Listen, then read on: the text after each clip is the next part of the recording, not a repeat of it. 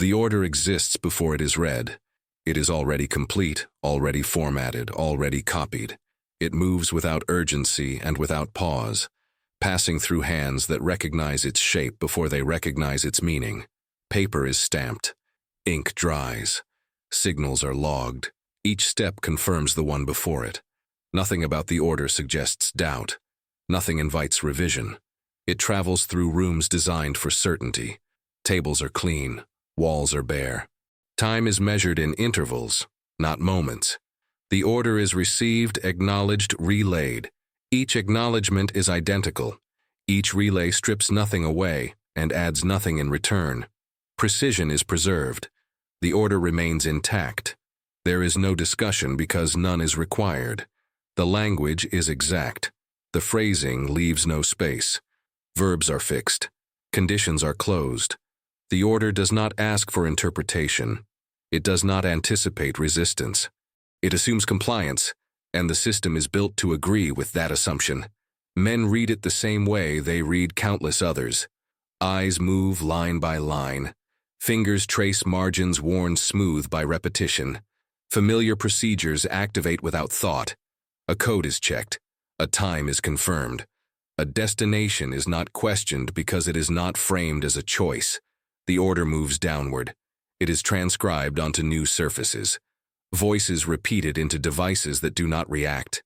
Signals carry it farther than any individual could follow. Each transmission removes the possibility of origin.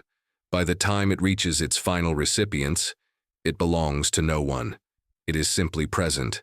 No one asks why it was written this way. The question does not arise. The system was not designed to generate questions at this stage.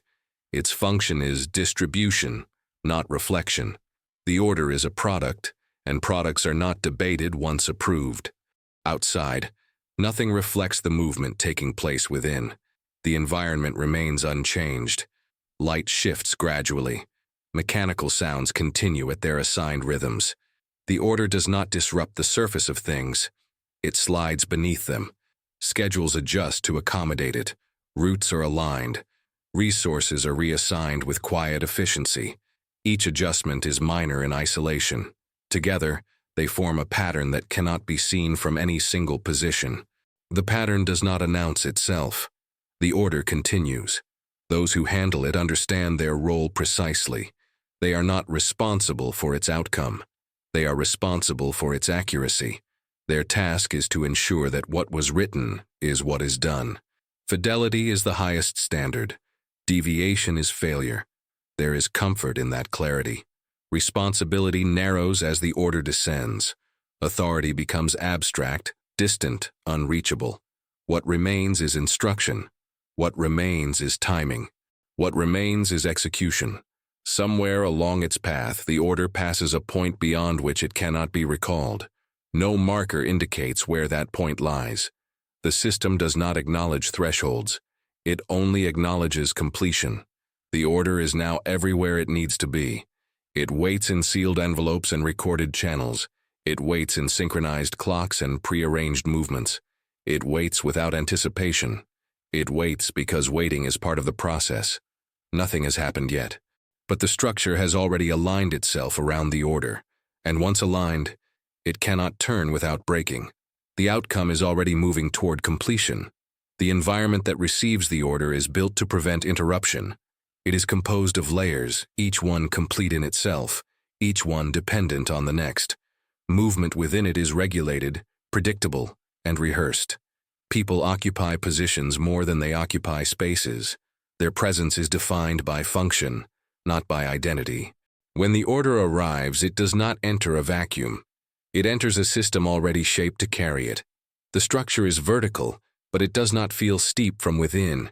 Each level sees only the one above and the one below. Authority is segmented into manageable distances.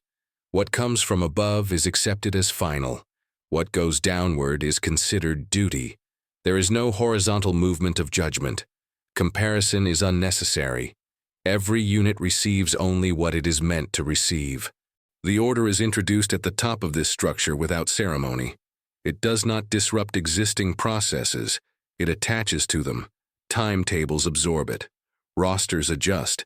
Checklists expand by a single line. Nothing appears out of place. The system recognizes the order as compatible with itself. Each transfer downward follows protocol. Receipt is confirmed. Language is repeated verbatim. No paraphrasing is permitted. The structure rewards accuracy, not understanding. Compliance is measured by consistency, not by outcome. At every level, the same pattern repeats. The order is read. The order is acknowledged. The order is passed on. Each repetition reinforces legitimacy. The act of transmission itself becomes proof of correctness. If it were flawed, it would have been stopped already. That assumption is implicit and unchallenged. The structure does not encourage reflection. It discourages delay. Time between receipt and transmission is minimized by design. Efficiency is treated as a safeguard. Speed is mistaken for clarity.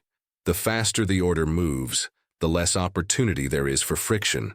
Those positioned within the structure are trained to remove themselves from the content of what they carry.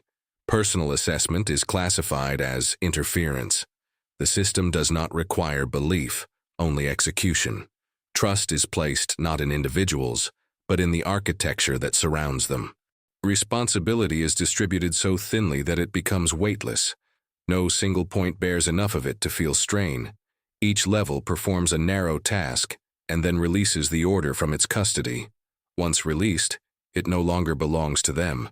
There are mechanisms for objection within the structure, but they are designed for procedural errors, not conceptual ones. Incorrect formatting can be corrected. Missing authorizations can be flagged. Flawed assumptions cannot be addressed because they are not visible at this altitude. The system is calibrated to detect deviations from process, not deviations from reality. As the order moves lower, it becomes more concrete. Abstract language turns into schedules. Directives become movements. Yet the authority behind it becomes more distant, more unreachable. By the time it reaches those expected to act on it, the source is no longer relevant. The order exists independently of origin. The structure values predictability above all else. Uncertainty is treated as inefficiency. Questions introduce variance, and variance is a risk. The safest action is the one already defined. The order defines it. Silence accompanies the order's descent. Not the silence of fear, but the silence of routine. Voices are calm. Movements are practiced. The structure does not feel tense. It feels stable. That stability is its greatest asset, and its greatest liability. The order settles into place at the lowest levels of the hierarchy, fitting perfectly into pre-assigned roles. No adjustments are made, none are expected. The structure has completed its task. What remains is execution. The system stands intact, confident in its own coherence, unaware that coherence alone offers no protection from error. Execution begins as scheduled. There is no announcement. No signal marks the transition from preparation to action. The shift is procedural, recorded in logs and confirmed by synchronized timepieces. What was planned becomes active without ceremony. The order does not change as it is enacted. It is followed precisely, because precision is the measure of success. Movements align with prearranged sequences. Each element advances when instructed, not before, not after. Timing is exact. Distances are calculated. Intervals are observed. The system does not allow for improvisation at this stage. Every action has already been decided elsewhere. Communication flows in one direction. Updates move upward only to confirm compliance, not to alter instruction. Reports are brief and standardized. They indicate progress, not condition. The language used is neutral and controlled, stripped of anything that might suggest interpretation. Those carrying out the order do not see the full structure they serve. Their field of awareness is limited to assigned tasks. They know when to move, where to position themselves, and what sequence to follow. They do not know how their actions intersect with others beyond immediate coordination. That knowledge is not required. The environment responds as expected at first. Systems activate, routes clear. Obstacles that were anticipated are accounted for. The absence of resistance reinforces confidence. The order appears to be functioning as designed. No one pauses to reassess. There is no trigger for reassessment. The order does not include a conditional clause. It does not specify alternatives. It assumes a stable environment, and the system is built to maintain that assumption until it is explicitly revoked. Coordination replaces conversation. Signals are exchanged without commentary. Movements are mirrored across units that cannot see each other, but act in alignment all the same. The order creates cohesion through uniformity. Individual judgment would introduce misalignment. Uniformity is preserved. As execution continues, minor irregularities occur. They are noted and categorized as expected variance. The system is designed to absorb small deviations without altering course. Adjustments are local and temporary. The overarching instruction remains untouched. Time advances according to plan. Checkpoints are reached. Confirmations are sent. Each confirmation is identical in tone, reinforcing the sense that progress is linear and controlled.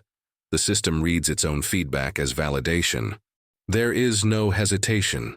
Hesitation would imply uncertainty, and uncertainty would imply a flaw.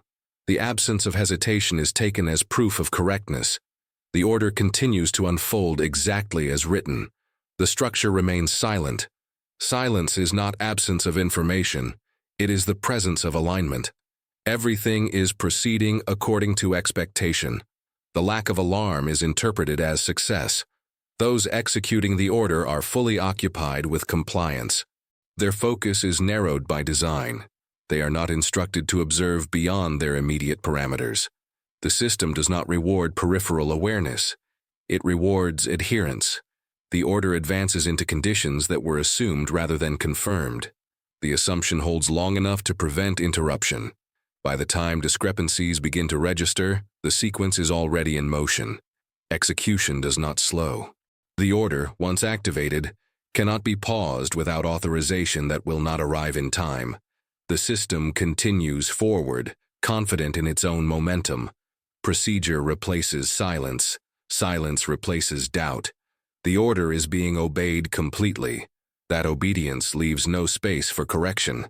The first indications do not arrive as alarms. They appear as inconsistencies in expected response, small enough to be classified as noise. Timing shifts by margins that fall within acceptable limits. Signals arrive slightly out of sequence, then correct themselves. The system records these variations without emphasis. Nothing in the order instructs a change. Execution continues. The environment no longer matches the assumptions embedded in the order, but the order does not account for environment. It accounts for sequence. As long as the sequence remains intact, the system interprets compliance as success. The distinction between progress and correctness begins to dissolve. Reports move upward, but they remain procedural. They describe actions taken, not conditions encountered. The structure does not request more than that. It is not designed to absorb qualitative deviation. Data that does not fit the template is filtered out before it can rise. Local adjustments are made to preserve alignment. Timing is compressed in one area to compensate for delay in another. Resources are redistributed according to standing instructions. Each correction is executed flawlessly. Together, they accelerate movement in the wrong direction. The order remains unchanged. Those closest to the developing failure perceive irregularity, but perception does not translate into authority. The structure does not grant permission to reinterpret instruction. Observations that cannot be expressed in approved language are not transmitted. Silence is maintained, not by fear, but by design. The system's confidence increases as complexity rises. More activity is mistaken for greater control. The structure interprets its own responsiveness as proof of resilience. It does not recognize that it is adapting only to maintain compliance, not to avoid consequence. As the gap between instruction and reality widens, the order exerts greater force. Additional measures are triggered automatically to enforce timing and positioning. Redundancies activate. Safeguards designed to prevent deviation now prevent escape. The order's authority is absolute because it is impersonal. There is no individual present who can withdraw it. There is no moment designated for reconsideration. The system has no language for pause. Confusion emerges, but it is contained within compartments. Each unit experiences it differently, isolated by function and by protocol. There is no shared picture of failure forming. Without a shared picture, there is no coordinated response. Communication becomes more frequent and less informative. Channels filled with confirmations and corrections that reference the order rather than the situation. The structure talks to itself, reinforcing the same instruction in different forms. By the time it becomes evident that the sequence no longer leads where it was intended, the order has already committed resources beyond retrieval. Momentum replaces intent. The system continues because stopping would require a decision that no longer exists within reach. The order was designed to move forward. It does so, even as the framework supporting it begins to strain. The failure is no longer theoretical. It is present, expanding, and irreversible. Still, the order remains in effect. The system obeys, and in obeying it advances deeper into the consequence it cannot recognize. The breakdown does not announce itself with a single moment. It unfolds as accumulation. Processes that once synchronized now overlap. Movements intended to complement each other converge without coordination. The system continues to execute with precision, but precision no longer produces order. It produces density. Space becomes constrained, time compresses, margins disappear. The order still governs every action. Attempts to restore alignment intensify. Additional instructions are activated to correct deviation, each one derived from the same original framework. The system responds to instability by tightening control. Flexibility is reduced. Tolerance is narrowed. What was once adaptive becomes rigid. The structure begins to interfere with itself. Resources arrive where they are no longer useful. Movements intersect without awareness of one another. Sequences that depended on absence now occur simultaneously. The system cannot perceive these conflicts because it does not observe outcomes, only compliance. There is no central awareness of collapse forming. Each segment continues to function as designed, unaware that its effectiveness contributes to a larger failure. Success at the local level accelerates disaster at the collective one. Communication becomes saturated. Channels are filled with confirmations that no longer correspond to reality. Signals arrive too late or too early, but always in accordance with protocol. The order demands acknowledgement, and acknowledgement is given. Meaning is secondary. The structure does not slow. Loss occurs incrementally, dispersed across time and function. It is not dramatic. It is methodical. Assets are expended in places that no longer matter. Capabilities are committed beyond their limits. The system records these as completed actions, not as depletion. There is no moment of refusal. No rupture in obedience. The collapse is not caused by panic or disorder. It is caused by order maintained past usefulness. As conditions deteriorate, the order's presence becomes heavier. It dictates action, even where action no longer produces effect. The system cannot withdraw because withdrawal was never encoded. Advancement is the only recognized motion. The structure absorbs impact without reflection. Failures are categorized as expected losses. Adjustments are made to compensate, drawing from reserves that were never intended to be exhausted simultaneously. Each adjustment preserves procedure while eroding capacity. The collapse spreads through linkage, not contagion. One fulfilled instruction triggers another, each one amplifying strain. There is no breakpoint visible from within. The system experiences continuity even as it disintegrates. By the time the full scale of loss becomes unavoidable, there is no mechanism left to alter course. The order has consumed the structure that carried it. What remains is motion without purpose, execution without outcome. The system does not acknowledge collapse. It continues to obey until obedience itself produces nothing more than absence. The order is still active, but there is no longer anything left for it to control. The system does not stop when the order is exhausted. It stabilizes. Records are completed. Logs are closed. Timelines are reconciled to reflect what was executed, not what was lost. Discrepancies are smoothed through classification. Events are reorganized into categories that fit existing frameworks. Nothing remains unfiled. The order is no longer transmitted. It does not need to be revoked. It simply ceases to appear in active channels. Its absence is not remarked upon. New instructions arrive to occupy the space it once held. The structure does not dwell on vacancies. There is no formal reckoning. The system does not gather to reflect. It does not assign language to failure beyond what is already defined. Terms like delay, attrition, and deviation are sufficient. They require no expansion. They invite no inquiry. Those within the structure return to routine. Positions are refilled. Functions resume. The hierarchy remains unchanged because it did not technically fail. Every procedure was followed. Every confirmation was logged. The system performed exactly as designed. Responsibility cannot be isolated. It has passed through too many hands, each one releasing it upon transfer. What remains is diffused beyond accountability. No single point carries enough weight to require explanation. The aftermath is quiet, but not reflective. Silence does not signal grief or restraint. It signals completion. The structure recognizes closure only in terms of process concluded. The order has concluded.